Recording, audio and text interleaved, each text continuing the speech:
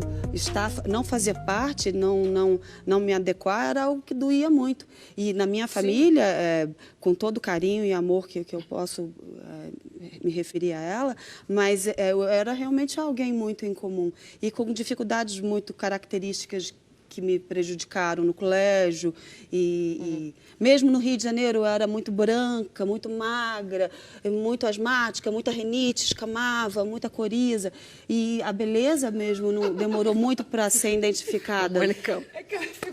Aquela figura. Mas é verdade. Eu demorei muito por causa da dislexia, que não é uma gíria, é fato.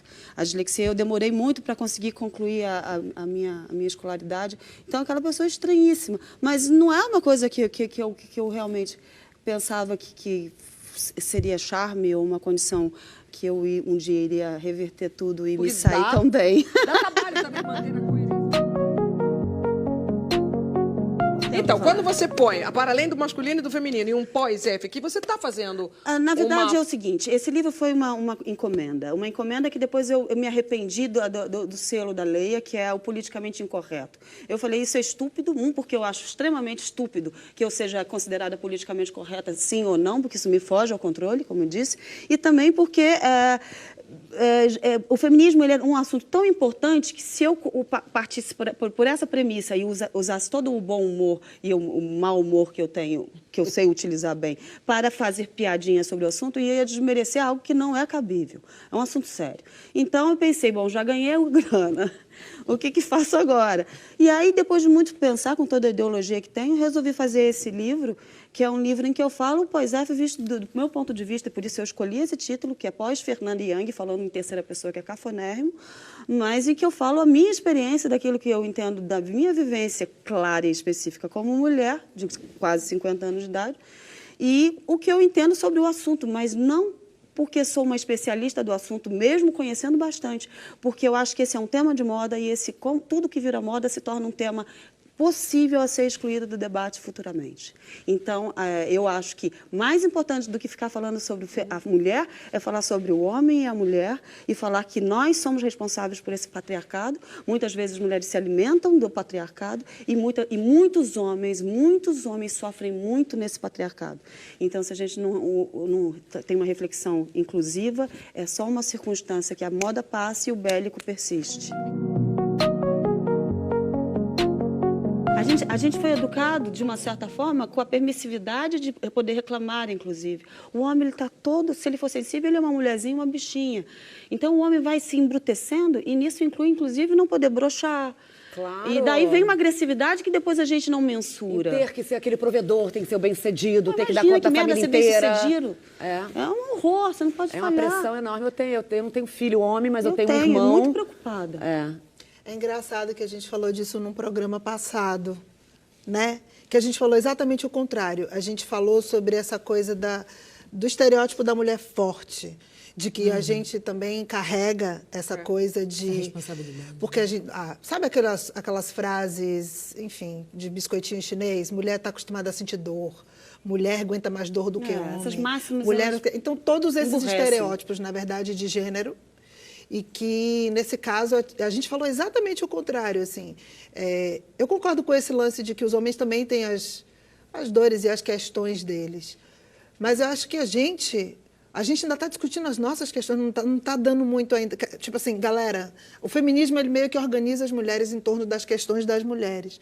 A gente ainda está resolvendo tanto isso que não dá muito tempo. E eu acho que existem situações específicas. Assim. Se você tem um companheiro ou um filho que você vê passar por situações, naturalmente a sua tendência é olhar para esse viés, porque você acompanha aquilo ali do teu lado. Não, mas eu já fui muito agredida, muito ferida, uma dor muito que tem uma coisa mais... apanhei. Então eu vejo de uma forma muito ampla, e eu falo nesse livro dessa forma. De qualquer forma, quando você fica binário, e a gente já tem muitas conquistas, é claro que temos.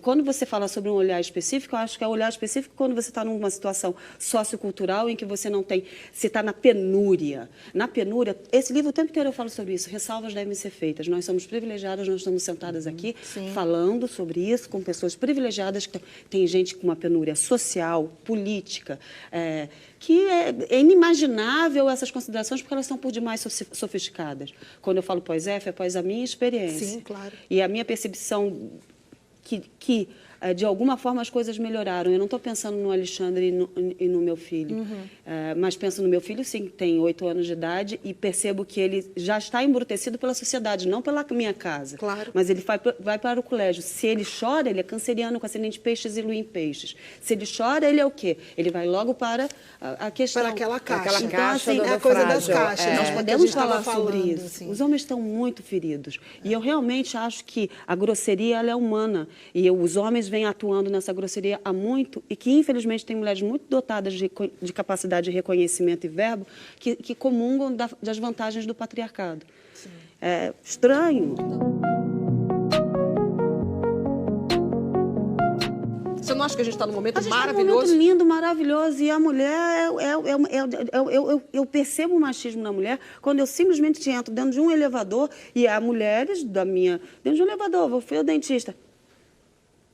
Mas por que Mas você você acha acha que que isso mulher acontece? Por quê? Porque são as sonsas que eu Ou a muito mulher bem... reproduz Não, essa sonsa maravilhosa? Bom, a mulher reproduz o machismo porque o machismo é historicamente um assunto que está enraizado na nossa cultura, que é histórico, que é, porra, vai da caverna, vou voltar que é impossível fazer Mas toda... você critica esse radicalismo. Mas assim, o que eu acho é o seguinte, aí as mulheres que falam, e que falam, e que falam, e que falam, e que fazem, não só falam como fazem, porque também falar e não fazer, para mim, é uma estupidez muito grande, é quase um mau caratismo, como eu me incluo nesse tipo de mulher, e vocês, enfim, o que acontece, muitas vezes torna-se um assinte para a mulher, ou seja, não raro eu percebo realmente a má compreensão e a raiva da mulher para comigo, como na verdade eu estou fazendo nada mais, nada menos do que aquilo que eu acho que é o que é cabível a uma pessoa que tem verbo e visibilidade fazer.